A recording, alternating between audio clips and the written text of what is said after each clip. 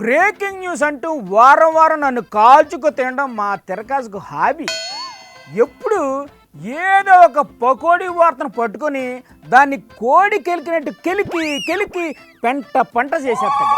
ఇప్పుడు ఏంటి చేస్తున్నాడో ఏటో చూద్దాం. ఇదో బాబు ఒక్క నిమిషం అమ్మా. మీ ఇంట్లో కుక్క ఉందా? ఉంది.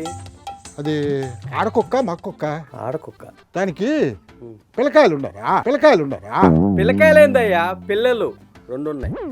మీ ఇంటికి కొత్త వాళ్ళు ఎవరైనా వచ్చారనుకో, అది బౌబో అంటదా గుర్ర అంటదా? మాట్లాడుతున్నావా? ఎవరా నువ్వు?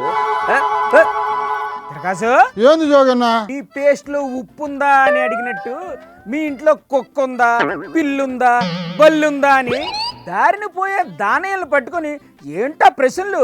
అర్థం పర్థమేనా ఉందా నీకు? జోగన్న, ఎవరికి తెలియని ఒక ఇంట్రెస్ట్ అయిన వార్త ఉందన్నా నా దగ్గర. అదేంటో చెప్పు మరి. నేను చెప్పను. ఎందుకు చెప్పు? చెబితే మిగతా రిపోర్టర్లకు తెలిసిపోద్దనా, వాళ్ళు కూడా పరిగెత్తుకుంటా వచ్చే నాకు పోటీగా ఇంటర్వ్యూలు చేసేస్తారు. నువ్వు చెప్పకపోతే నీ దగ్గరున్న న్యూస్ ఏంటో మాకు ఎలా తెలుస్తుంది తిరకాసు?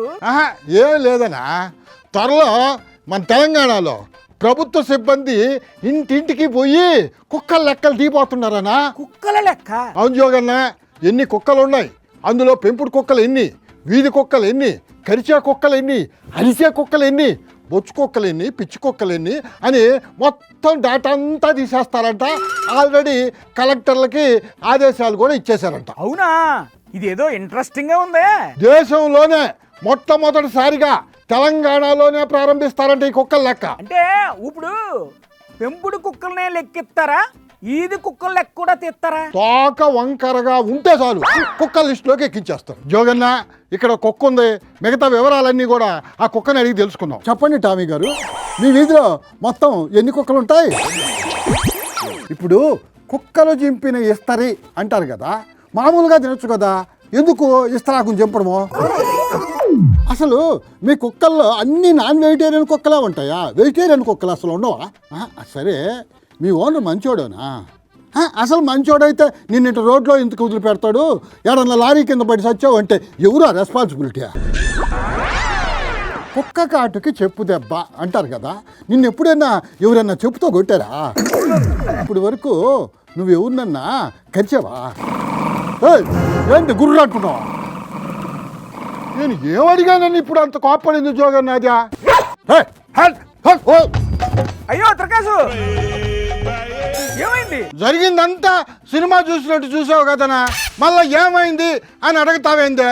అసలు నేను ఏమడిగానన్నా దాన్ని? నిజంగా ఏం జరిగిందో నాకు తెలియదు తిరకాసు, నువ్వు పరిగెత్తడం ఒక్కటే చూశాను. కుక్కల లెక్కల గురించి కుక్కల్ని అడుగుదాం అని దాన్ని ఇంటర్వ్యూ చేస్తుంటే అది గుర్రమంట నా ఎంటపడి 1 కిలోమీటర్ దూరం తడివిందనా.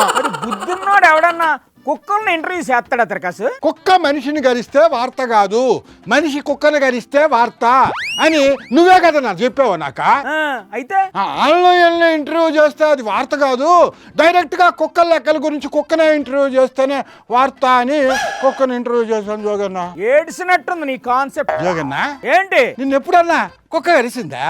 నన్ను ఏ కుక్క కరలేదు. కుక్క తోక వంకర అంటారు కదా, అనా తోక ఎందుకు అట్లా వంకరగా ఉంటది? నాకు తెలదయ్యా. ఇప్పుడు కుక్కలకి నక్కలకి ఏమైనా చుట్టరికం ఉంటుందా? నువ్వు ఇంకొక మాట మాట్లాడావంటే కుక్కతో కరిపించేస్తాను.